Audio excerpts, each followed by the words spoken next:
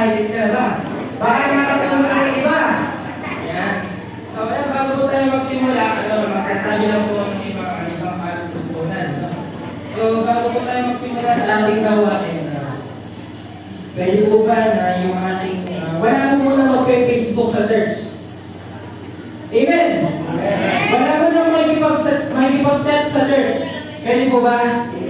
Ayan, pwede. Kasi sa school, o saan man tayo nagpunta, pinagbabawal ang paggamit ng cellphone habang nag-aaral. Amen po ba? Iyon ay tandaan ng pag-aaral sa kanila. Eh, ang Panginoon nakausap po natin ngayon. Kaya dapat mas ginagalang po natin ang ating Panginoon. Amen. Pwede po focus muna tayo sa ating Panginoon sa umagang ito. Ayan. Amen. So, ayan. Mga kapatid, bago po ituro itong soul winning, ikwento ko lang po muna sa inyo pinagtaanan bago ko magawa yung mga turo na ito. So, napakahaba po ng pinagdaan bago magawa yung turo. Kasi po, nakatira po ako sa Baliwag. Ngayon po, nakatira ako sa Baliwag. So, ngayon, visitor na lang po ngayon sa San Ildefonso. Ayan. So, nakatira po ako sa Baliwag na po kasi ako naninirahan ngayon. Nandun po, nakador. And, tuwing gabi, inaaraw ko ituro na ito, ginagawa ko po siya. Ngayon po, nung uwi po ako ng Sabado, ang naiuwi ko pong notebook, ibang notebook po yung naiuwi ko, mga kapatid. So ngayon, di ko alam, i-chat ko ba si Pastor? Baka mapalurin ako ni Pastor bukas ng umaga. Kasi ako ang inassign niya, baka sabihin niya, bakit pinalimutan ko? No? So nakakahiya naman, at saka gabi na rin. And, dun sa isang, yung naiuwi ko pong notebook, yung devotional notebook ko, kasi po, may dalawa po yung notebook ko eh. Isang doon ko sinusunod yung devotion ko, sa isa naman doon ko ginagawa yung mga turo ko.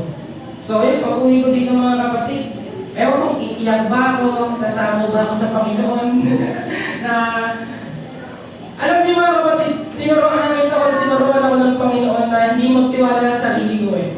Tinuruan ako ng Panginoon na magtiwala talaga sa Kanya. Kaya ako lahat ng babanggitin ko dito mga kapatid, hindi mula sa akin, mula sa Diyos. Amen. So talaga kung tinuturuan tayo ng Panginoon eh. Sa bawat araw, sa bawat pangyayari po sa ating buhay, still tinuturuan po tayo ng Panginoon. At ngayong umaga po ito, muli po tayong tuturuan ng ating Panginoon. Amen po ba? Amen. So yan, amen. So yan, tayo po ay magsimula na. Soul winning. So bago po tayo magsimula na, pwede po ba akong magkwento sa inyo? Ayan. Medyo magkakaroon tayo ng konting theology sa umaga ito. Nakikita niyo po ba yung sign na to? Siguro ito naituro, hindi ako nagkamali na ituro ko na ito nung Miyerkules. Ay yung dati pang matagal ng Miyerkules. Pero kasi, kukunti lang natin sa prayer meeting, kaya kukunti lang may alam eh. So, tuturo ko rin sa inyo para malaman nyo din. Amen ba? Amen. So, siguro pa nakita niyo na po yung sign na to. Amen. Nakita niyo na to, ano? So, siguro naman nakita niyo na pagka bumibiyay. Pag nakita natin yung sign na yan, alam natin na siya ay Kristiyano, tama ba? Pag nakita natin yung sign, born again to. Kaya pagka ako ay nagmumotor at nakita ko na may sign na ganun yung kotse, di ako ma-overtook eh. Pastor ka to, Kristiyano to. So, pag nakita natin yung sign na alam natin na Kristiyano eh. May banal na pagkatao sa Diyos. Minsan nakalagay yan, Jesus Christ, minsan sa sticker. So, yan pong symbol na yan, o yung sign na yan, is napaka po ng pinagmulan niya, kumbaga may history po behind sa, behind sa sign na yan. So, ito po, magbibigay po kayo sa example. Ito po yung isa tunay na, example po, yan, natatagpuan. Ito po kasing sign na to, ang tawag po dyan, ictus. No, pag sinabi po natin ictus, ito po yung meaning. Ilagay yung, so yan. Ganyan po yung original na pagkakasalan niya. Ganyan po yung original na gawa doon dati noong mga panahon na inuusig po ang mga Kristiyano. Kasi po, yung sign mo na yan ay na-create noong mga panahon na inuusig po ang mga Kristiyano. No, so, nasa kasi parang JM.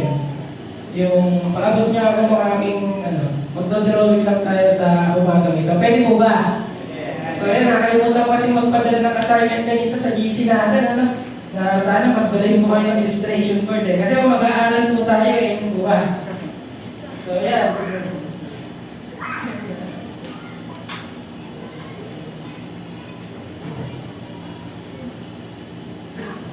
So yan. Pwede po ba? Ako muna teacher po ngayon. Pwede po ba? Pwede po. Kalimutan mo natin yung mga assignment natin sa school. Amen? So, ganito po kasi ang pangyayari doon. Noong dati pong panahon na inuusit po ang mga Kristiyano sa panahon po ni Haring Nairo. Ito po yung mga example makikita po natin. Yan. Yan, nakikita po natin sa likod ng kotse, nakikita natin sa damit, nakikita natin sa inuminan, nakikita natin sa likod ng, nakikita natin palawit, bracelet, nakikita natin yung sign na yan. Pero po kasi yung ano na yan, yung symbol na yan is ano mga panahon nga po na na-create yan is pumapatungkol po yan kung gano'n kung katindi yung pinagdaan ng mga Kristiyano po noong unang panahon. Kasi po noong mga panahon ni Haring Nairo, kapag ka ikaw ay nakita at nangangaral ka ng salita ng Diyos o lumabas man sa bibig mo yung word na Jesus Christ o yung pinapangaral mo yung gospel at papatayin ka nila. At isa po sa kilalang pagpapahirap po sa panahon ni King Nairo, susunugin ka ng buhay. Hindi ka pwede pumalagnan, pwede pagbutan ka ng ulo. Siguro, balatan ka gamit yung nail cutter, hindi ko si nail cutter no, tapos lalagyan ka na kasi. Ganun katindi po yung pagpapahirap sa mga Kristiyano noon. Ngayon, ginamit po yung simbol na ng mga Kristiyano sa paanong paraan. Halimbawa, may isang gusto mong malaman na kung halimbawa gusto mong malaman kung Kristiyano si Kuya Ego, gusto mong malaman. Ngayon, tatabi ako sa kanya, magsusulat ako ng ganito.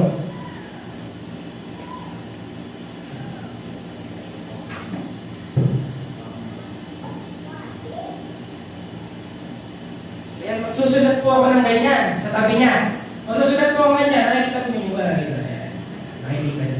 Noong mga panahon po na yun, kapag gusto kong malaman na Kristiyano si Kuya Ego, magsusulat ako ng ganyan. Ngayon, kapag ito ay dinugtukan niya ng paganto, ibig sabihin Kristiyano siya. Ganun pong katindi ganun pong katindi kung paano magtago ang mga Kristiyano na sobrang takot po nila na mamatay sila, na matiyap-tiyap sila ng buhay, na mapugutan sila ng ulo.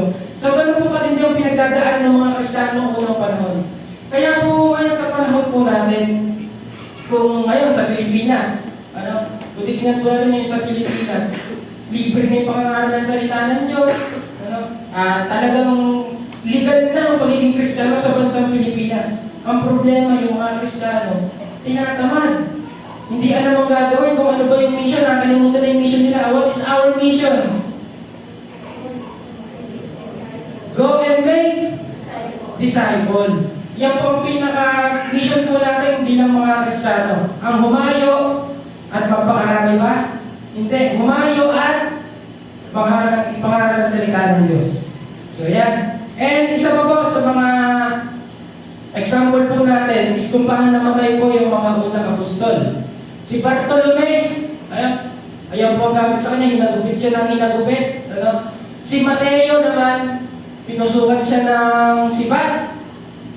Si James, yung son of Alphaeus, iba po kasi, may dalawa po kasing James sa Bible. Yung isa pong James, hindi po siya apostol, yung Lucas. Siya po ay doktor, hindi po siya apostol. Yan. Si James po, pinatay po siya. Ayan. Binanod daw siya ng mga, binato, ganyan. At si Judas naman, hindi po ito si Judas na Judas Iscariote na nagkalulo sa ating Panginoon. Si Judas po, yung isa sa Judas, kung babasahin po ang sinabi ng Bible, di ba, merong bugto na Judas, di ba? Judas. Siya po ay pinatay, pinako din sa krus. Si John naman, ang minamahal na alagad ng Panginoon, John the Beloved, hindi po siya na pinahirapan na matay sa karanggaan. And si Matias naman, pinatay sa bato, napakahirap mamatay sa bato, di ba? Si Felipe naman, iginawad tsaka ibinitin. Katindi ng mga ginagawa sa mga Kristiyano. And si Pedro naman, ipinako, nakabaliktad na krus, pinako siya, nakabaliktad yung krus. Si Thomas naman, pinagsisibat din. Si James, sinaksak. Si Simon, kinrucify din. At si Andrew, ipinako din po siya sa krus, kaso lang po ex po na gano'n. So kung makikita natin, napakatindi ang pinagdadaan ng mga Kristiyano nun. Pero ang tanong, bakit ba isda ang sign para malaman na ikaw ay Kristiyano? Sabi po sa Bible, why?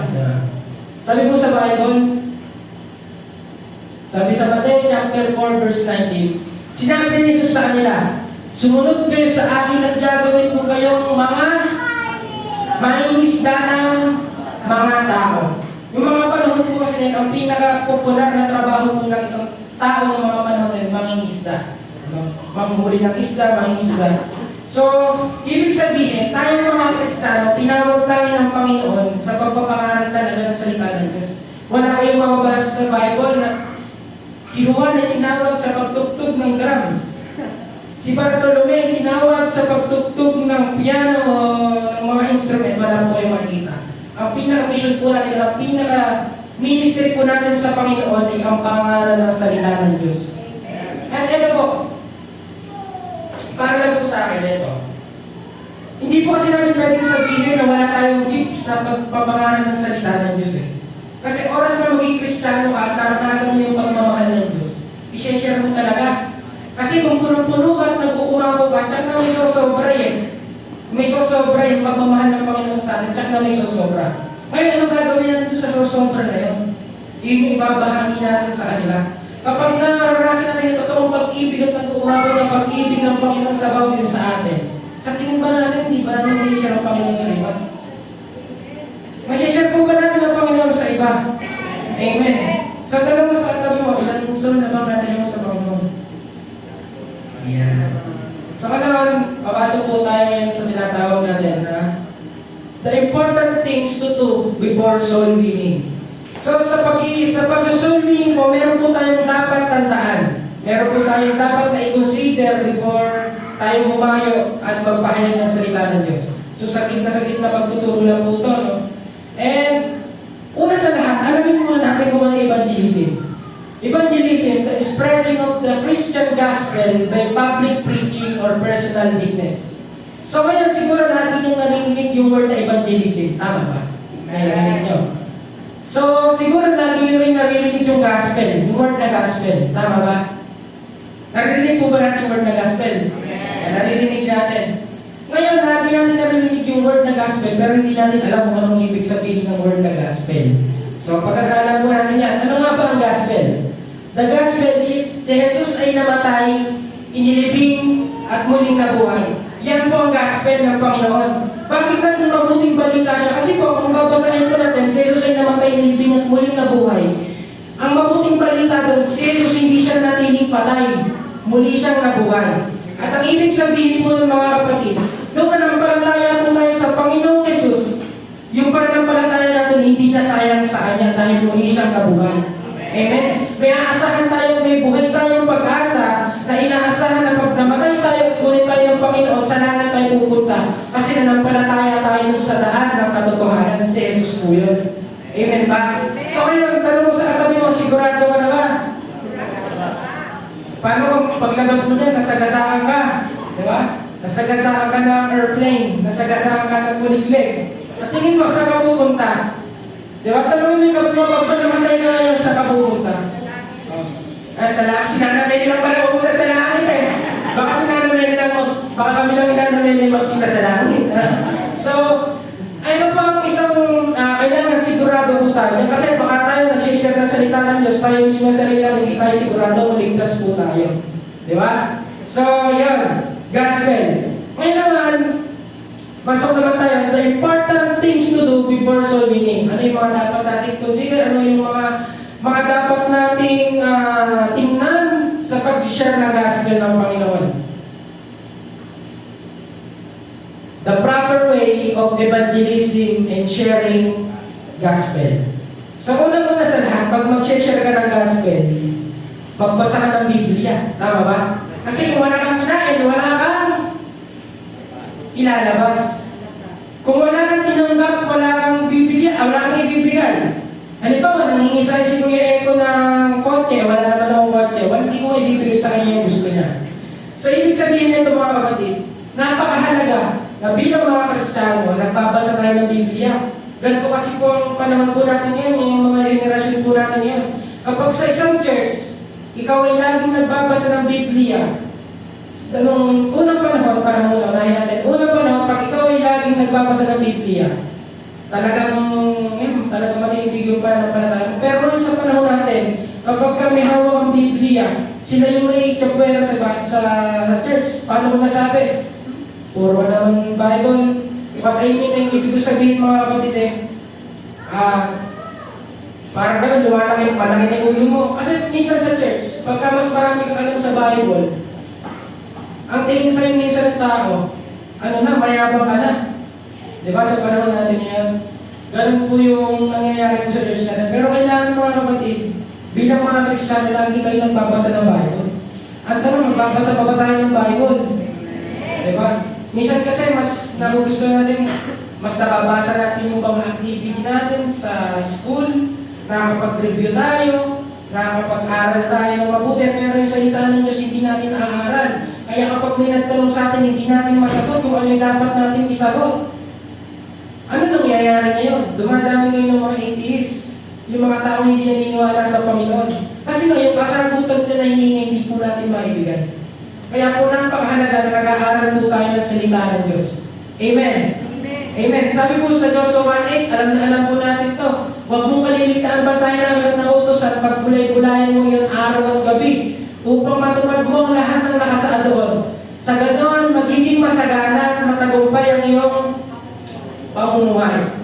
So sa pagbabasa ng Bible, meron po tayong dapat na i-consider. Unang-una, we need to consider the context of the Bible. Kailangan po natin i-consider yung context ng Bible. Pag sinabi natin context, sino nagsabi? Kanino sinabi? Kailan sinabi? At bakit sinabi? Sa pag-share po ng salita ng Diyos, example, bigyan ko po kayo ng example Sa pag-aaral po, ito po yung madalas po natin binabanggit. Yung word ng Filipos chapter 4 verse 13. Minsan sa pagbubukas lang ng bote, ginagamit po natin yung ating do all things to pleasure and me. Minsan, sa paggawa ng mga maliliit na bagay, binabanggit po natin yung salitang Filipos 4:13. Pero sa totoo lang po, maaralin po natin yung original context niyan. Sinabi po ni Pablo yan pagkatapos niya mapagdaanan lahat ng problema niya sa buhay. Hindi po yan, yung langis ba na pang kuliglig, pwede mong ilagay sa langis ng motor. Hindi mo pwede. So kung gusto po natin ang Diyos ang magsalita, sarili niyang salita, huwag po natin lagyan ng kung ano-ano. Kailangan nandun po tayo sa context. Amen? So tayo po, bilang mga Kristiyano, kailangan inaaral po natin ang Biblia po talaga. Kasi po, bilang Kristiyano, ang foundation of our faith is the Bible. Tama? Amen. In Isaiah chapter 53 verse 5, sabi po dito, by His stripe, we are healed. Sa totoo lang, di ba minsan binabanggit po natin yung word na yan, na kapag may sakit tayo, kapag meron tayong nararamdaman, binabanggit po natin yan na sa natin ni Kristo, okay, gumaling na. Pero sa totoo lang po, kung babasahin po natin yung Isaiah chapter 53, mula sa unang talata po, mababasa po natin na tinutukoy po dyan na gumaling yung kasalanan po natin. Nung tayo ay nung ang Panginoong Yesus ay hinagupit at namatay sa krus ng Kalbaryo, ang pinagaling po niya yung ating mga kasalanan. Ang tanong ba, ibig sabihin ba nun, ang Panginoon hindi na kaya magpagaling? Mali po yun. Ang Panginoon po natin, kaya-kaya na po magpagaling. Pero kung sasabihin mo po itong passage na ito, huwag po natin sasabihin yan pagka nasa context tayo ng pagpapagaling. Meron po tayong ibang makukuha sa Bible na ang Diyos po natin nagpapagaling. Kumbaga sa kailangan i-apply po natin yung tamang talata kung ano yung nangyayari. Example, may isang Kristiyano. Yung isang Kristiyano na to ay, sabihin natin na may nakagawa siya ng kasalanan, minsan pumipitik siya, nakagawa ng kasalanan. Doon po natin pwedeng i-apply yung Isaiah chapter 53 verse 5. Na tayo ay pinatawad na ng Panginoon sa kanyang mga lalay. Kaya nga po sabi ni Pastor Lon, kapag po tayo ay nananalangin sa Panginoon, huwag nang puro, Panginoon patawarin mo, Panginoon patawarin mo, huwag nang puro gano'n. Ang pag po tayo, pagka po tayo maharap sa Panginoon, ipagpasalamat na po natin na tayo ay pinatawad na ng ating Panginoon. Amen? Kasi po, sa totoo lang, oras na manampalataya ka sa Panginoong Jesucristo at naranasan mo yung totoong biyaya ng Panginoon na yung grasya ng Panginoon sa bawat isa sa atin, matatakot po tayong gumawa ng kasalanan. Mahihiya po tayong gumawa ng kasalanan. Mandidiri tayo sa kasalanan. Tama ba? Katulad nga po nung example sa may pastor, ito, pagka nag-share ako sa school, tapos may mga Kristiyano po kasi yung klase sa school namin. And yung mga Kristiyano na ito, siguro wala akong discipleship sa kanila. And ang nangyayari sa kanila, makikita mo, worship leader, pero grabe magmura. So kaya nilakita ko, sabi ko sa kanya, ate, worship leader ka ako. Dapat ka ako, hindi ko naman sinabi yun na maraming nakakarinig talaga. Kumbaga, personal yung sinabi, sabi ko, ate, bilang Kristiyano ako tayo, kapag tayo ako sumasamba sa Panginoon, sabi ng Bible, di ba? Hindi pwedeng lumabas sa isang buwan ng tubig tabang at tubig alat. Kung tubig tabang lang, at kung tubig alat lang. Sa pagpupuri sa Panginoon, hindi pwedeng lumalabas sa bibig mo yung kenalin, kurumbuchachi, mga salitang, hindi dapat yung lumalabas sa bibig natin bilang mga Kristiyano. Ang lumalabas sa atin dapat, yung mga salitang kabalan-balan sa harap ng Panginoon na mag-glorify ang pangalan ng Panginoon. Amen? At bilang mga Kristiyano po tayo, bilang tayo mananampalataya ng Panginoon, okay lang na magalit. Nagagalit ka ba? Tanong sa'yo, nagagalit ka ba? Okay, taglit na sa mukha mo. Okay lang po na nagagalit. Ang Diyos man nagagalit eh. Ang problema lang, pag nagalit tayo, kailangan natin i-apply yung sa fruit ng banal na Espiritu ang self-control. Kapag pa nagagalit ka ba, ano lumalabas sa bibig natin? Yan, napapasok yung ano ba yung bulungan ng puso natin. Kasi kung alam mo, kung ano yung laman ng puso, yun ang lumalabas saan? Sa bibig. So, ibig sabihin, kung tayo puno ng salita ng Diyos, ano lalabas sa atin? Salita ng Diyos. So, napakahalaga po na tayo talaga yung nagbabasa ng Bible at inaaral po natin yung context ng Biblia. So, ngayon, yung mga tinuro po natin context na yan, i-apply po natin ngayon sa pagtuturo po natin. So, yan. Ngayon, eto, dahil ang topic po natin is soul winning, pag-aralan naman po natin, when you share a gospel, don't say promise of God. Ha? Pag mag-share ako ng gospel, hindi ko pwedeng sabihin yung pangako ng Diyos. Bakit? Ang salita, balik po muna tayo din sa context. Ang context po ay, una, sino nagsabi at kanino sinabi? Yan muna yan, apply natin. Sabi ko, when you share a gospel, don't say promise of God. Ano yung gospel? Natuturo pala, nakalimutan na naman natin. Ano yung gospel? Si Jesus ay namatay, nilibing at muling nabuhay. Sa pag-share po natin ang salita ng Diyos, yung mga nasi-share po ba? At tanong, yung word po, yung mga pangako po ba ng Diyos? Sino na nagsabi? Ang Diyos. Kanino sinabi ng Diyos yung mga promise niya? Kanino? Sa mga anak niya. Tama po ba? Sa mga anak niya. So ngayon, pag mag-share tayo ng salita ng Diyos, yung mga sa labas na yan, hindi natin kilala yan, hindi pa sila mga Kristiyano. Tama? Kailangan lang natin silang i-share na salita ng Diyos at kailangan patanggapin muna natin sila sa salita ng Diyos.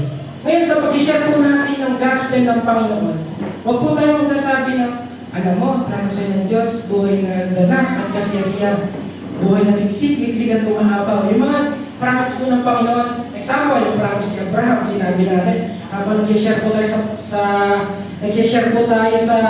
ng gospel, sinabi natin, Abraham, alam mo ba ate, ang pangako sa inyo ng Diyos, dadaming yung lahi, pagpapalahi ka kayo, ang sino mo sumumpa siya, ang susumpahin. Hindi po sa kanila sinabi yun, kanino sinabi yun? Sa atin. Kasi po, sabi din, sama kay Abraham sinabi. Pero sabi ko sa Bible, ang sino mo sumampalataya sa Panginoong Jesus, makakabilang tayo dun sa pangako ng Diyos kay Abraham. Ibig sabihin, nakapagmana tayo ng pangako ng Diyos kay Abraham. So ngayon, kapag mag-share po tayo ng gospel, huwag na magkasabi ng promise. Ano lang yung dapat natin i-share? Yung pure gospel ng Panginoon. Yung si Jesus ay namatay, inilibing at muling nabuhay. Kasi unang-unang kailangan na maranasan ng isang Kristiyano, yung pangako ng Diyos na buhay na walang hanggan. Bago nila maranasan yung mga pangako ng Diyos na blessing, pagpapala, dapat unang-una nilang mabalitaan yung mabuting balita. Na si Jesus ay namatay, nilibing at muling nabuhay, at ang sino mang mananampalataya sa Kanya magkakaroon ng buhay na walang hanggan. Yun po yung dapat nila munang malaman. Kasi po kapag ka po nang-interpret po nila yung mga salita, nagsabi tayo ng promise, ay hindi na ako sasama sa Panginoon, maganda naman pala yung pinagkatiwala niya sa akin, kahit hindi ako sumasamba sa kanya. Di ba? So, kailangan, bilang mga Kristiyano, diba, bumayo tayo sa labas. Tayo ay nangaral ng salita ng Diyos. I-share po natin yung mabuting balita. Pero ganito naman, balansihin po natin, ano? Ngayon, pagka naman nakausap mo Kristiyano, example, kausap mo si Kuya Eko, pwede ko sabihin sa kanya, alam mo ikaw, mahal na mahal ka ng Diyos. Pinagpala ka ng Diyos. Pinatawad ka ng Diyos sa iyong mga kasalanan, yung ginagawa mo noong una, ginagawa mo ngayon, at yung gagawin mo, pinatawad ka ng Diyos. Applicable po siyang sabihin. Pero kapag ka ikaw ay Kristiyano pa lang, ay yung pag ikaw po ay hindi pa nakilala sa Panginoon, kasi siya tayo sa labas. We need unang-unang kailangan i-share yung mabuting balita. Amen po ba? May natututunan po ba tayo? Amen. May natutunan tayo. Sa ganon, sunod, ito pang isa sa pinakamahalaga. Your words should not contradict to your lifestyle. Ibig sabihin, kung ano yung sineshare mo, yung dapat yung nakikita sa'yo. Tama ba?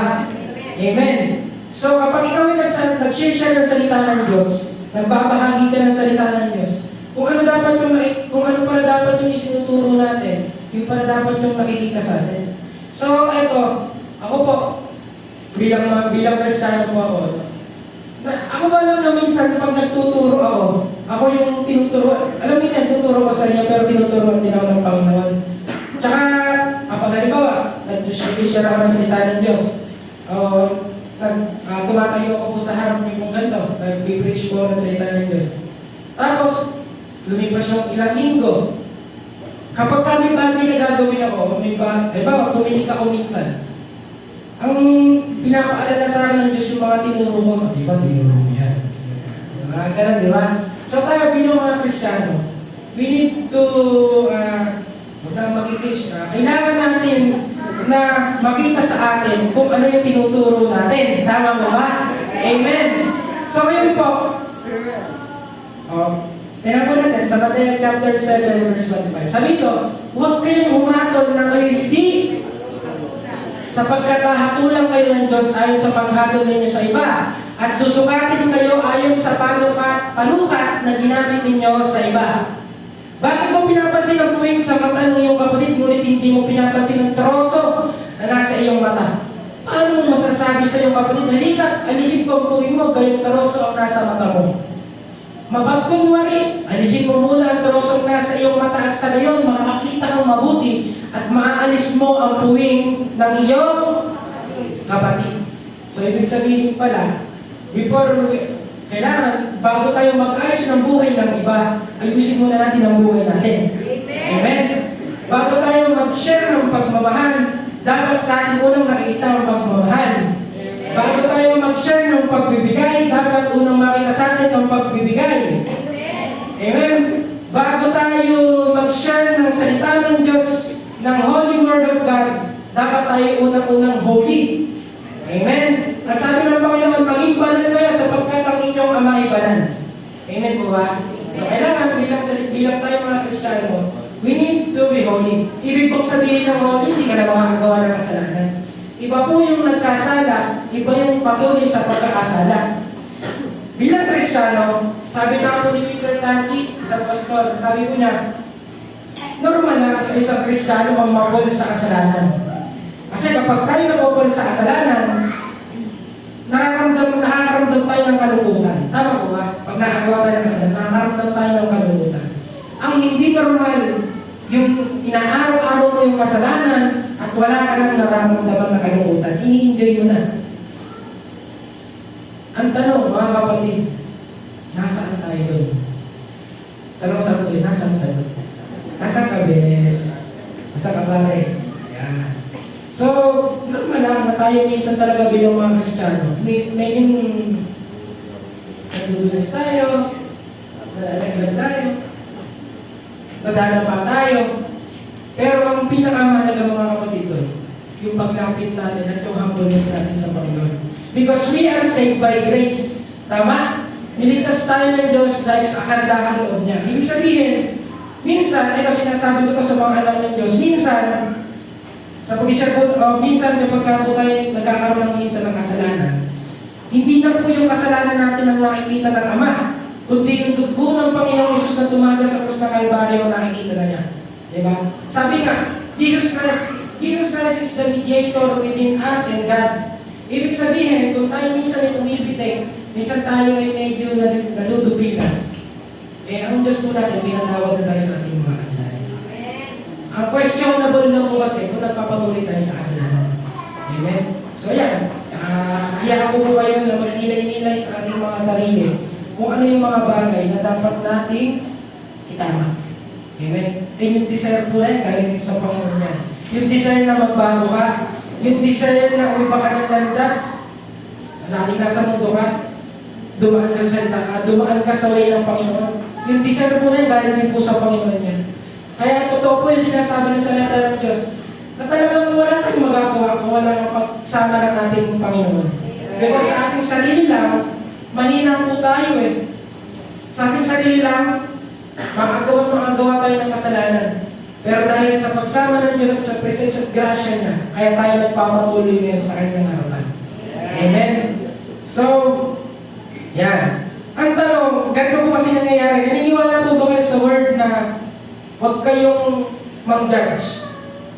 Naniniwala po ba tayo? Huwag kang mag-judge. So yan, bilasan na nga po natin yung word na huwag kang mag-judge. Ngayon, ganito po kasi nagiging misinterpret ng mga tao. When we preach the truth, other people think that we judge them. Kapag sinasabi natin ng katotohanan, di ba, nag-preach po tayo. Lalo na sa labas, nag-share po tayo ng salita ng Diyos. Minsan, nami-misinterpret po ng mga nakikinig dyan. Akala nila, pinatatamaan natin sila. Akala nila is, yung bang pinipersonal po siya. Totoo lang po, ang salita po ng Panginoon, talagang katotohanan niya, sabi ng Bible, ang katotohanan na magpapalaya kay Nino sa atin. And, totoo po yung, sabi po ng isang philosopher, isang po din siyang Christian philosopher, sabi po niya, ang katotohanan ay parang leon, baka wala naman ipagtatanggol niya ang kanyang sarili. Tama po, ang katotohanan talagang magtutuwid yan. At sino po ba ang katotohanan? Si Jesus Christ. Kung titignan niyo po yung kwento ng Panginoon habang po siya ay nabubuhay sa lupa, kung pagsabihan po niyo yung mga Pariseo, kayo, mga anak kayo ng ulupong. Diba? Nakita po ba natin yung mga word ni Lord na gano'n? Ibig sabihin, si Lord, nandiyan-judge din. Diba? Basahin po natin na. Yan. Tapusin po natin turo. Lucas chapter 11, verse 27 to 41. Pagkatapos magsalita si Jesus ay inanyayahan ng isang Pariseo upang kumain sa bahay niya. Nagpaunlak si Jesus at dumunod sa hapag. Nagulat ng Pariseo nang makita niyang si Jesus ay hindi muna nagugas na kamay bago kumain. Kasi po ang mga Pariseo po noong unang panahon, talagang mahihigpit po sila pagdating po sa mga kautusan na tinatawag nilang Torah o yung Old Testament. Ganun po, and sunod, the verse, sinabi sa kanya ng Panginoon, kayong mga Pariseo, ayan, pinersonal niya, inuhugasan ninyo ang labas ng baso at ng pinggan, ngunit ang loob hindi punong-puno ng kasamahan at kasamaan, mga hangal. Hindi ba't ang lumikha ng nasa labas ay siya rin lumikha ng nasa loob? Ano pinakita natin? 41. Ipamahagi mo ninyo sa mga dukha ang laman ng inyong mga baso at pinggan, at magiging malinis ang lahat ng bagay para sa inyo. Ibig ko pong sabihin, ang tanong, di ba sinabi nyo na sa word, sa may Mateo, sabihin ko natin, halik po natin dito ha. Di ba po sabi dito, huwag kayong humaton. Eh bakit si Lord humaton? Ayan. So kaya nakaralin po natin yan, huwag po kayong maguguluhan na. So ibig ko pong sabihin, ngayon i-apply po natin yung context na tinuro po natin kanina. Yung, eto. Balik po natin ng konti. Sino nagsabi at kanino? Sinabi. Balik po ulit tayo sa context na yan ha. Ngayon po, basahin po ulit natin yung Mateo. Huwag kayong humatol na kayo hindi hatulan, sapagkat hatulan kayo ng Diyos ayon sa paghatol niyo sa iba, at susukatin kayo ayon sa panukat na ginamit ninyo sa iba. Bakit mo pinapansin ang puwing sa mata ng iyong kapatid, ngunit hindi mo pinapansin ang dalawang sa iyong mata? Paano mo masasabi sa iyong kapatid, halika dalisin ko ang puwing mo, gayong troso ang nasa mata mo? Mapagkunwari. Ngayon, kanino sinasabi ni Mateo yung word na huwag kang mahusga? Doon sa mga taong mapagkunwari. Ibig sabihin, kung titignan at aaralin po natin ang Bible, wala talagang contradict ang Bible. Kaya totoong maaasahan natin ang Bible. Tama po ba? So, ibig sabihin, wala talagang contradict. Kaya hindi ba sinabi ng Lord yung huwag kang mahusga? Sa mapagkunwari. Bakit na sinabi huwag kang mahusga? Kasi nga, kapag ka ikaw ay nanghusga ng isang tao at ibinalik sa iyo yung salitang sinasabi mo na hindi mo ginagawa, masasaktan ka, marireview ka, isa pa, mapapahiya ka, at higit sa lahat, mapapahiya ang pangalan ng Panginoon. Amen? So, ibig sabihin, sa totoo lang ito, balik po tayo dito sa don't be afraid to say what God wants to say. Huwag po tayong matatakot na ipahayag kung ano yung gustong ipahayag kung ano yung gustong sabihin ng Panginoon para sa mga tao. Huwag po tayong matatakot. Minsan, natatakot po kasi tayo. Nakabag, pag sinabi ko to, magalit sa akin yung friendship ko. Baka pag sinabi ko to, magalit yung asawa ko. Baka pag sinabi ko yung salita ng Diyos, maraming masaktan. Totoo lang, truths can hurt. Tama? Ang katotohanan ay masakit. Tama po ba? Amen. Naranasan niyo po ba yung ganito? Yung nabubuhay ka sa kasinungalingan, tapos may nagsabi sila ng katotohanan, masakit po ba? Masakit. Ikaw man na natin ikasapa, tapos binubunot yung tinik mo sa pa, masakit ba? Masakit. Kaya ito lang mga kapatid, ng katotohanan ay masakit. At sa totoo lang mga kapatid, kapag tayo nag-preach ng salita ng Diyos, hindi natin alam ang iniisip ng ibang nakikinig sa atin. Minsan ang iniisip po nila, dinajudge natin sila. Minsan, ang iniisip nila, bakit ako ang topic mo ngayon? Parang ikinisbis yata ang mga kapitbahay sa iba.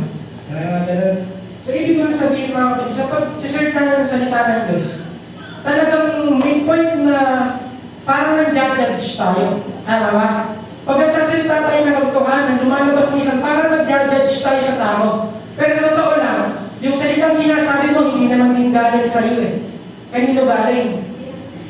Sa banal na Espiritu, on the other hand, rather, sa Diyos. Tama? So, ibig sabihin, kapag nasabi tayo ng katotohanan, talagang naisip na makikinig sa atin, dinajudge natin sila. So, maigi na sabihin natin yung katotohanan para matuwid sila. Tama po ba? Huwag po natin iisip yung kasalanan. Kasi nga po, sabi po sa Hebrews chapter 4 verse 12, ang salita ng Diyos ay buhay at mabisa. Mas matalas kaysa alinmang tabak na magkabili may talim. Kapag po ba ikaw ay nahiwa ng kutsilyo, masakit po ba? Eh po, nahiwa ka sa liig ng kutsilyo, masakit po ba? Masakit. Eh sabi po dito, mas matalas pa eh.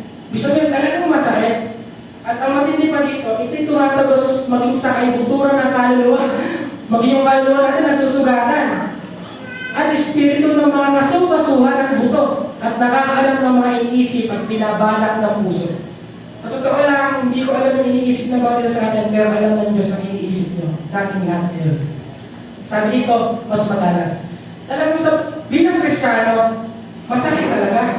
O, pagka yung tinutuloy, masakit talaga. Minsan yan, naiiyak pa tayo pagka tinutotoo tayo. Kapag ka sinasabi sa atin yung totoo. Pero para sa akin, mas mainam na yung sabihin mo sa akin kung ano yung mali ko para sa susunod na umarap ako sa'yo, tama na ipapakita ko sa'yo. Ganun po dapat tayo.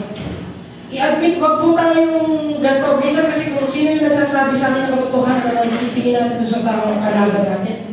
Mali po mga kapatid. Dapat bilang mga Kristiyano, kung totoo man yung sinasabi niya, huwag kang magalit. Ano dapat natin gawin? Itama natin. Minsan, sabi nga, minsan natatakot tayo. Pagka meron tayo, kaibigan natin. At yung kaibigan natin na yun ay natatakot tayo ngayon sabihin. Kapatid, masamang pagiging tomboy.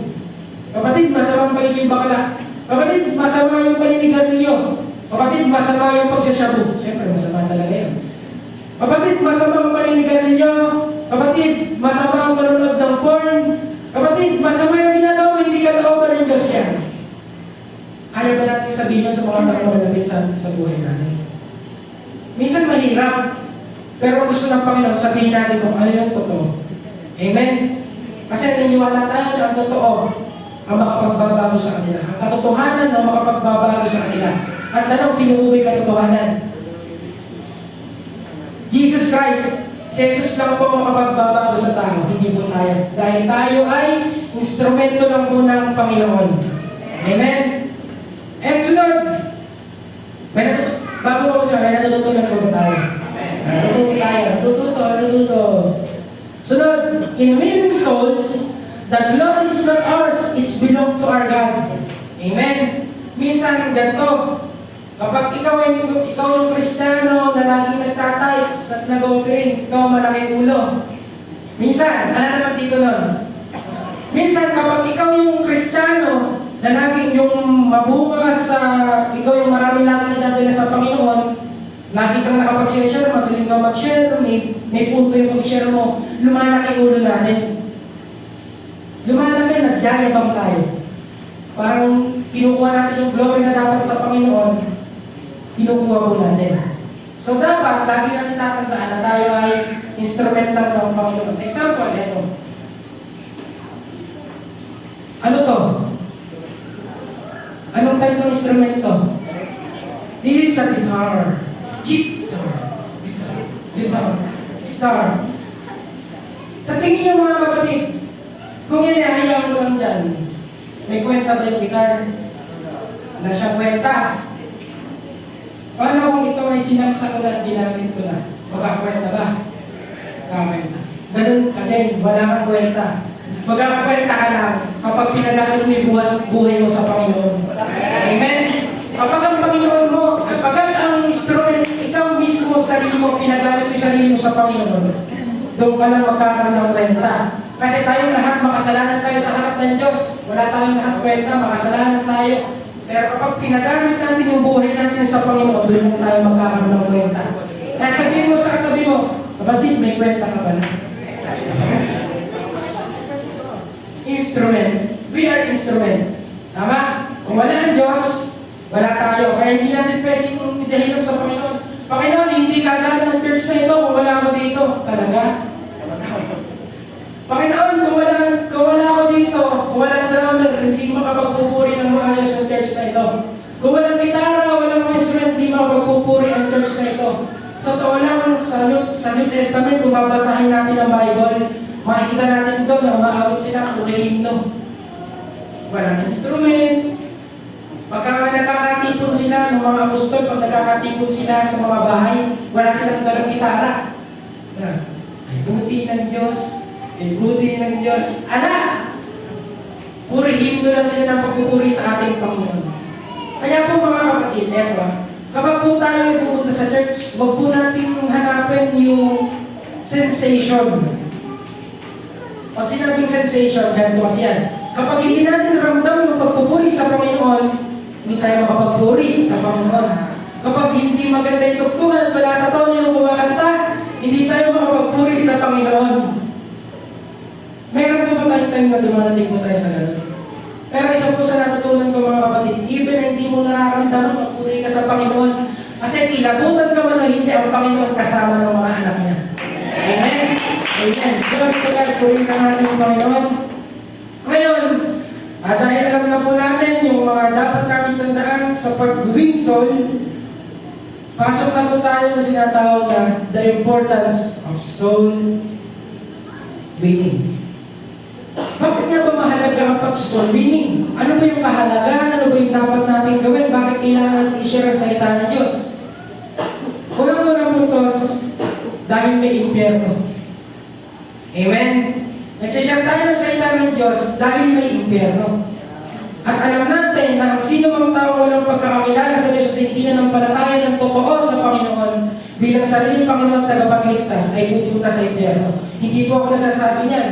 Ang Bible po ang nagsasabi. Romans 6:23, sapagkat ang kapera ng kasalanan ay kamatayan, ngunit may libreng kalooban Diyos na buhay na walang hanggan sa buhay na walang hanggan sa pamagitan ni Kristo Jesus na ating Panginoon. Ibig sabihin, yung tinutukoy na kamatayan doon, yung tinutukoy na impyerno. Yan. So, nag-share tayo ng salita ng Diyos bilang babala na may impyerno. Alam niyo po, kung babasahin po natin ng New Testament, mas madalas po ni Lord pinatungkulan yung impyerno kaysa langit. Puro babala siya. Puro babala, babala, puro babala sa mga tao. Ibig sabihin, pinatutuanan talaga mo, natotoo talaga ang impyerno. Naniniwala mo ba tayo sa impyerno? Amen. So, walang purgatorio. Walang purgatorio kasi kung babasahin natin ng Bible, walang purgatorio. Yung kapag medyo mabait ka lang, kung sa purgatorio. So, mamamali po tayo interpretation ito kasi pagkagano'n ng pananaw po natin, okay lang nagagawa na lang ako ng kasalanan, tapos babawi, gagawa na lang din ako ng mas maraming mabuti para sa purgatorio ako makapunta. Wala po. Di ba? Ngayon, pag-aralan lang tayo kung bakit saan ba sinabi ni Lord yung word na impyerno. Yung word na impyerno. Matthew 7:13, pumasok kayo sa makipot na pintuan, sapagkat maluwang ang pintuan at malapad ang daang papunta sa kapahamakan, at ito ang dinaraanan ng marami. Mga kapatid, bilang mga Kristiyano tayo, sa totoo lang, ang dapat na muna natin share ng salita ng Diyos yung pamilya po natin. Baka dun sa may word na marami, isa yung baka isa din yung pamilya natin, isa din yung mga kapatid natin, kamag-anak, kaibigan natin, na pupunta dun sa dinaraan ng marami, yung kapahamakan o yung maluwang na daan. Bilang mga Kristiyano po tayo, mga kapatid, dapat,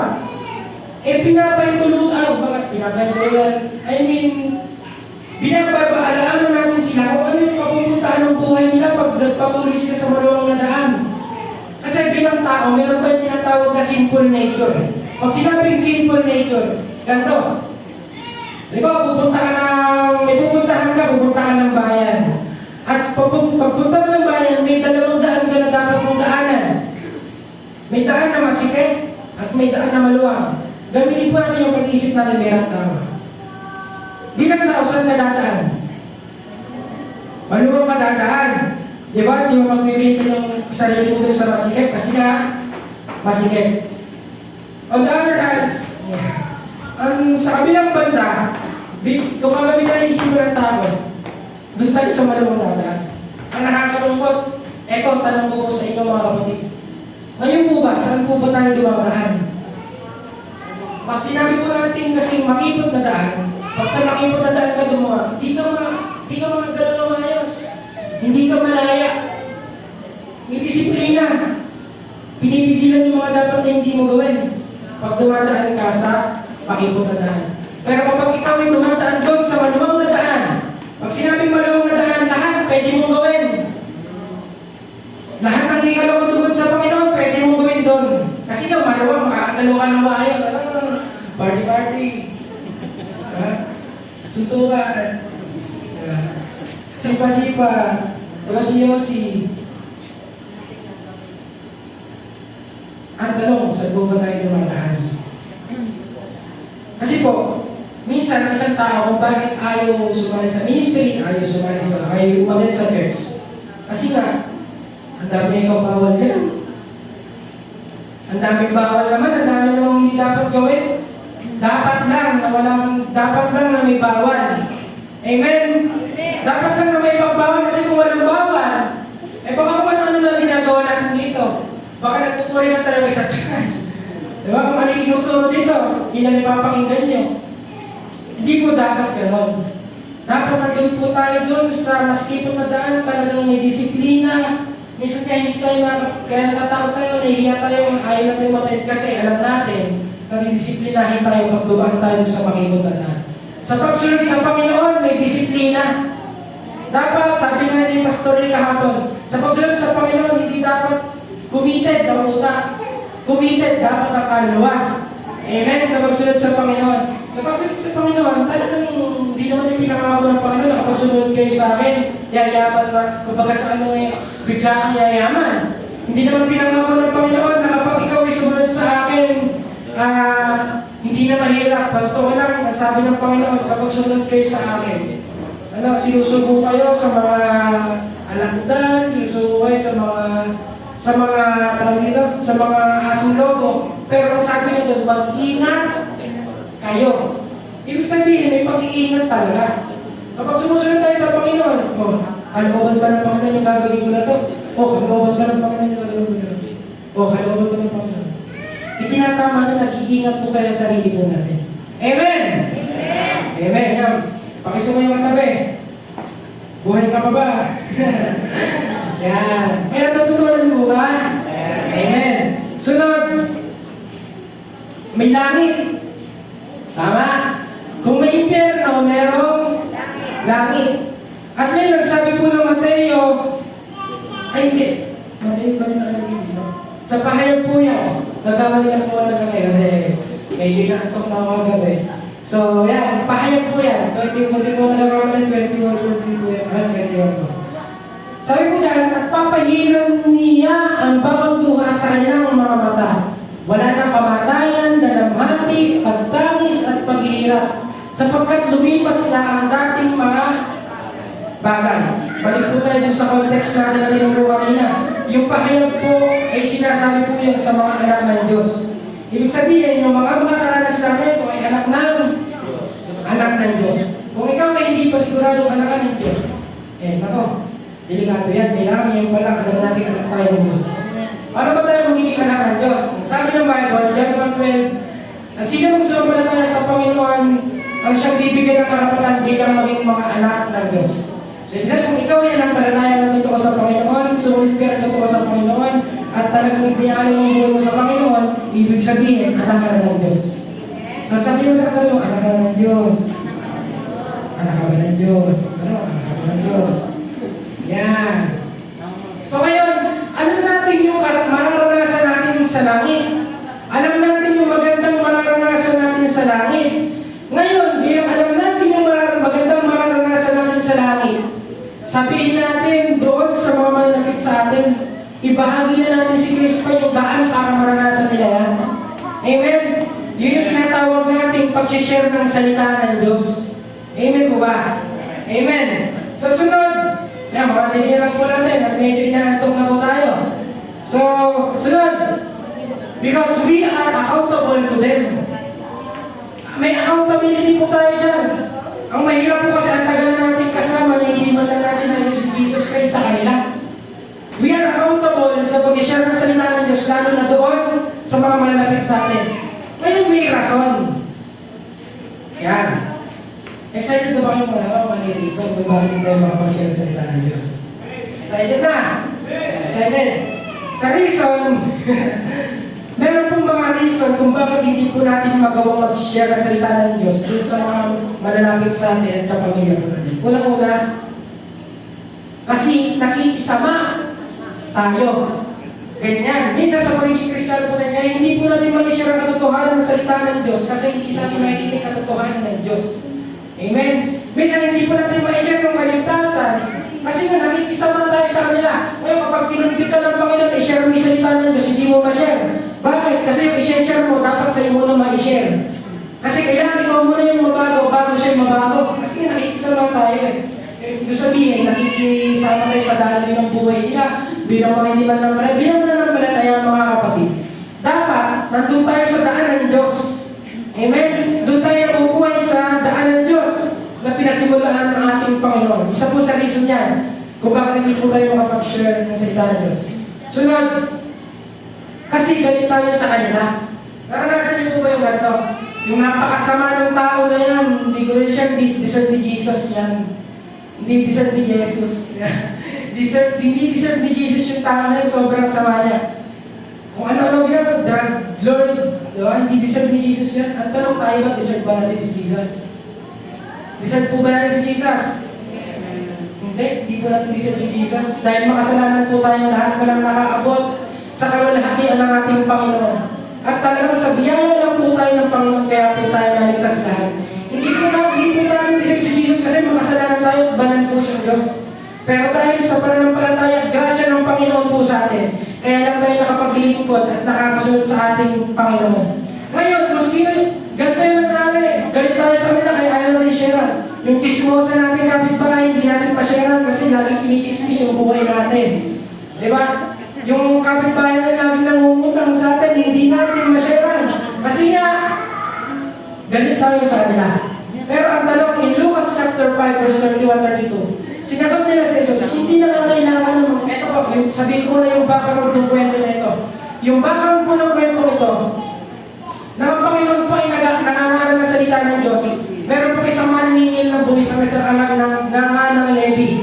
At ang sabi po ng Panginoon, sumunod ka sa akin. At ang di ba sumunod niya si Levi sa kanya. At nangyari, naghabunan ang Panginoong Jesus doon sa bahay ni Levi. Ngayon, nung kumakain po sila doon, may mga Pariseo, nakita sila. Ganyan ba ang Panginoon, ganyan ba ang Mesiyas nyo? Bakit nakikisama sa masasama? Ganyan ba ang Mesiyas nyo? Bakit nakikisama sa makasalanan? Ito ang sagot ng Panginoon. Sinagot sila ni Jesus, hindi na kailangan ng magagamot ng walang sakit, kundi ang may sakit. Amen. Hindi ako naparito upang tawagin ng mga matuwid, kundi ang makasalanan upang sila ay magsisi. Ang Panginoon natin hindi napunta dito para sa mabalik. Napunta siya dito para sa mga makasalanan katulad nating lahat. Nailigtas lang niya sa pamamagitan ng pagbiyaya ng ating Panginoon. Kaya mga kapatid, kung meron man tayong makasama sa kaibigan, kasama sa bahay, na hindi sumusunod sa kalooban ng Diyos, wag na yung magalit sa kanila na hindi sila. Mas lalo share natin sila. Tama? Dapat kung sino yung mas masama, mas ipakita natin yung pagmamahal sa kanila. Kung yung taong ito, lagi kang minumura, mahalin mo naman sila. Amen? Kung lagi kang minumura ng tao na, magmahal ka naman. Amen? So, sunod, na reason kung bakit hindi tayo mapag-share ng salita ng Diyos, kasi matanda sila kayo sa atin. Tama ba? Minsan nag-share, nahihiya tayo mag-share ng salita ng Diyos kasi mas matanda sa atin yung sineshare natin. Tama? Nakaranas mo ako yan mga kapatid nung nag-evangelism kami. Nag-share ako ng matanda, ako pa sineshare mo yun. Diba? Kasi minsan, ang tingin ng matatanda to. Mas matanda sila, mas marami silang karanasan, dapat sila lagi yung tama. Tama? Minsan ganun isipan ng matatanda at hindi sila nakikinig sa mas bata sa kanila. Pero totoo lang mga kapatid, na ang Panginoong Jesucristo ay nangaral sa edad ng 30 anyos. Ang kanyang pinagsasabihin, mga Pariseo yung matatanda pa kayo sa kanya. Di ba? Pero sinasabi niya katotohanan. Ganun din po tayo kaya kung meron po tayo i-share, tatay natin, lolo natin, i-share po natin ang salita ng Diyos. At ito po, minsan, ganito po dapat yung pangahawakan po natin mga kapatid ha. Kapag po tayo nag-share ng salita ng Diyos, huwag tayong malulungkot kasi yung tao na ito hindi ko minalagad sa Panginoon, may time po yan. Hindi po tayo yung magbabago dun sa tao, ang banal na Espiritu ang magbabago po dun sa tao. Hindi ko kayang baguhin si Kuya Edson, hindi ko kayang baguhin si Kuya Eko, hindi ko kayang baguhin yung mga tao dito, hindi ko kaya. Ang banal na Espiritu lang po ang makapagbabago sa kanila. Amen? Kung hindi man sila sumapalataya sa panahon natin ngayon, sa oras na ito, siguro, at darating din yung panahon, may time din ang Panginoon para sa kanila. Siguro, para malaman mo na may self-control ka, yung tao na sinesyaran mo, lagi kang inaasar, lagi kang pinubwisit. Di ba, sinesyaran mo naman ang salita ng Diyos, pero lagi kang pinubwisit. Siguro, kaya pinahayaan ng Panginoon yun para ma-develop pa yung karakter mo sa harapan niya. Amen? Kaya po, pagpasalamat natin kung may nakakasar sa atin. Amen po ba? Pagpasalamat natin kung meron nang uusik sa atin. Amen. Amen. And ang pinakahuli, isa sa pinakapopular kung bakit di tayo makapag-share ng salita ng Diyos, kasi guilty tayo sa kasalanan natin. Naranasan niyo po ba ito? Nakagawa ka ng kasalanan, nag-share ka sa labas, hindi ka makapag-share, nagtuturoan kayo, sino mag-share? Bakit ka nagtuturo? Kasi nakagawa ka ng kasalanan. Nagigilty ka, sinasabi mo yan sa sarili mo, Lord, may kasalanan ako. Lord, di ako karapat dapat na mag-share sa tao kasi makasalanan ako, nakagawa ko ng kasalanan. Lagi mo na nagtatandaan ako, ikaw ay anak ng Diyos, pinalaya ka na niya. Di ba? Kung ikaw ay anak ng Diyos, pinatawad ka na niya. Amen. Amen. May natututunan buhay, natutunan. Tutuloy ko ba natin? Tutuloy. Sunod. Because it will encourage believer. Ito po, ang tanong. Kung po ba yung taong sinesharean mo na napakatagal mo ng sinesharean, mahigit 10 years na yata, isang dekada mo ng sinesharean, eh biglang nakakilala sa Panginoon at tumayo dito sa harapan at nagpatotoo, nahigit na siya ang Panginoon, ano yung mararamdaman mo? Masaya? Minsan ganito eh. Kapag yung sinishare natin, o kapag wala tayong dadali sa Panginoon, ang lungkot natin. Kapag minsan ganito, karanasan ko ito mga kapatid. Kapag nag-share ko ng salita ng Diyos, yung mga share ko, maging sa church, tapos susundanin ko, hindi na umaten. Nakakaramdam ako ng lungkot. Tama, naranasan po ba natin yan? Nakakaramdam tayo ng lungkot. Isa pa, kapag kayo magdating ng sinishare mo, umaten sa church, tapos kinabukasan, hindi na umaten, or susundanin ko, nakakaramdam tayo ng kalungkutan. Tama po ba? Nakakaramdam po tayo ng kalungkutan. Ngayon, sorry, nadighay ko eh. So ngayon, sa pag-share ko natin ng salita ng Diyos at nakakilala yung matagal po nating sineshare, sigurado may encourage po tayo. At kapag na-encourage po tayo mga kapatid, sigurado hahayo na hahayo tayo. Tama? Nag-share ka ba na mag-share? Kasi nga pinapalakas yung loob mo. Totoo lang, kaya tayo nag-share para makakilala yung tao na yun sa Panginoon. Diba? Kaya tayo nag-share para magkaroon din ng kaligtasan yung taong sineshare natin. Tama? Yung magkaroon pa lang sila ng kaligtasan ng katulad ng sa atin, napakasaya na natin eh. Amen? Amen po. So, isa po dito, na isang kwento, alam niyo po ba yung kwentong Thomas and Friend? Alam niyo po ba yung kwento niyo? Si Thomas, sa John 20, hindi ko na po ilalagay, no? Kasi po, baka mapahaba lang po tayo. In John 20, in the full chapter, mababasa po natin doon, na ang Panginoon po, na pagkatapos po niyang mabuhay mula sa libingan, pero ngayon, ay napagkatapos niyang mamatay, yung mga disciple niya nalungkot lahat. Nagsasama-sama sa kwarto, nalulungkot sila, kasi hinihintay nila yung pagbabalik ng Panginoon. Pero nung mga panahon na bumalik ang Panginoon mula sa kamatayan at nagpakita sa kanila, masayang-masaya sila. Ang sabi po doon, masayang-masaya sila. Ibig sabihin na-encourage yung mga believer nung nakita nila si Jesus Christ. And sunod, nung unang pagpapakita ng Panginoon sa mga disciple, wala doon si Thomas. Tama? Wala si Thomas doon. Kaya nung kinuwento ng mga apostol ni Thomas, nakita namin ang Panginoon. Ang sabi ni Thomas, sabi niya, hindi ako maniniwala hanggat di ko nilalagay ang darili ko doon sa kamay niya, sa giliran niya. Tama? Ayun ang sabi ni Thomas. Ngayon, ang nangyari ngayon, sa pangalawang pagtitipon nila, nandun na si Thomas. At nagpakita muli ang Panginoon. At nung sinusok niya yung kamay niya, nagawa niya lang yung sinasabi niya, nakaramdaman niya po, nakita niya yung Panginoon. Muli siyang nanigla. Sabi niya, "Oh Diyos ko," sabi niya, mababasa niyo po doon. "Oh Diyos ko, ang Panginoon ko," sabi niya po doon. At sumagot ang Panginoon, "Naniwala ka ba dahil nakita mo ko?" Ang sabi ng Panginoon, "Mas mapalad yung mga tao hindi nakita sa akin pero naniniwala sa akin." Yun po ang sabi ng Panginoon. Ibig sabihin, hindi po tayo dapat tumasa sa tao. Tama? Ang dapat po natin kasahan si Kristo. Kasi hindi naman talaga tayo magbabago sa tao eh. Si Kristo ang magbabago sa tao. Tama po? Amen. And the last, dito na po ako magtatapos. Because it will encourage believer, mali ko pala. Because it will glorify God. Tama? Lahat ng sinabi ko na yan, kapag nagawa natin yan, ang papuri sa Diyos. Lahat ng ginagawa natin, it glorifies God. Tama? So, ito ang tanong, mga kapatid. Kung po ba yung tao na yung pamilya mo, example, yung pamilya mo na lagi kumuusig sa'yo, yung pamilya mo na lagi kang pinipigilan at biglang nakakilala sa Panginoon at nag-testimony sa harap, sino ang nag-glorify? Ang Panginoon. Kapag yung kaibigan mo makasalanan nagsasyabu, gumagamit ng pinagbabawal na droga at tumayo dito sa harap at patotoo, sino nag-glorify? Kapag pa yung kaibigan mo na makasalanan, lagi mo kasama sa kalokohan, nag-testimony dito sa harap, sino nag-glorify? Ang Panginoon. Kaya po lahat ng iyon, it will bring glory to our God. So yun po mga kapatid, at patuloy na, pwede po tayo tumayo sa mga. So patuloy po tayong lumapit sa ating Panginoon. At totoo ang tunay nga mga kapatid na wala tayong magagawa sa sarili lang nating kakayahan. Minsan malungkot tayo, mahina tayo, natatakot tayo. At alam niyo po ba, yung tinuro po ng nakaraan ni Pastor, di ba? Yung the fruit of the Holy Spirit.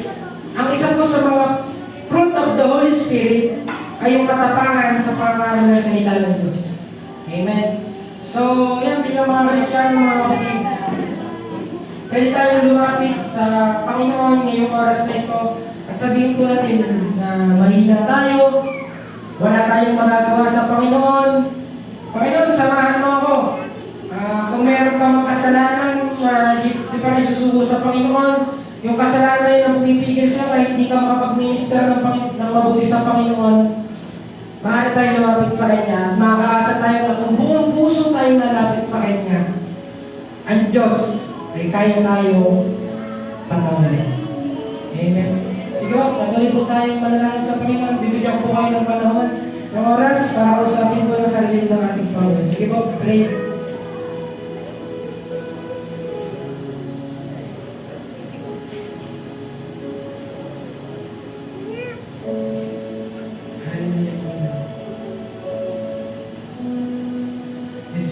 Lord, patuloy po kami na lumalapit sa iyong walang na harapan, Panginoon.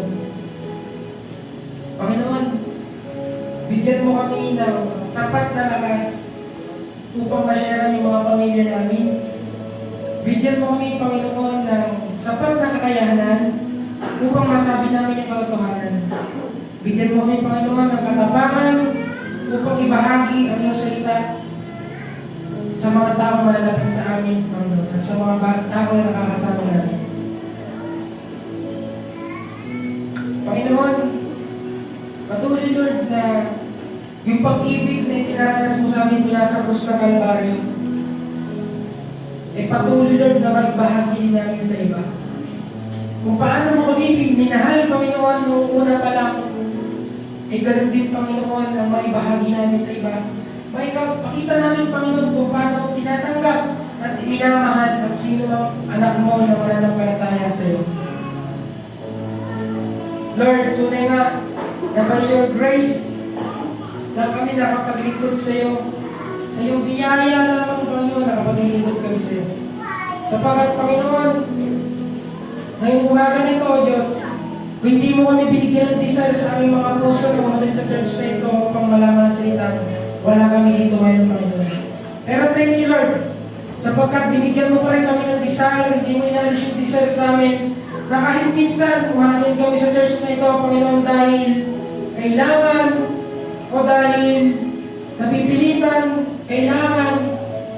Lord, thank you, sapagkat patuloy mo pa rin pinapalanan sa amin yung pag-ibig mo, Panginoon. Lord, pinagpapasalamat din po namin, Panginoon, yung mga bagay na hindi maganda sa aming buhay. Sapagkat, Panginoon, kung hindi kami nanlalamig, kung hindi mo pinapahintulot na manlamig kami, hindi ka namin nahanapin. Kung hindi mo na pinahintulot na maghihirap kami, magdahog kami, hindi kami lalapit sa iyo, Panginoon. Kung hindi mo pinahintulot, Panginoon, na makagawa kami ng hindi nalapit sa iyo, Panginoon. Baka, Lord, hindi na kami lumalapit sa iyo at nagmamataas na kami sa sarili natin. Panginoon, talagang sabi nga nito, ang mga bagay lang ba mabuti ang ipagpapasalamat natin sa Panginoon? Hindi ba maging ang mga hindi mabuting bagay, kailangan din natin ipagbigay ng pasalamat sa Panginoon. Kailangan din natin magpasalamat sa Panginoon.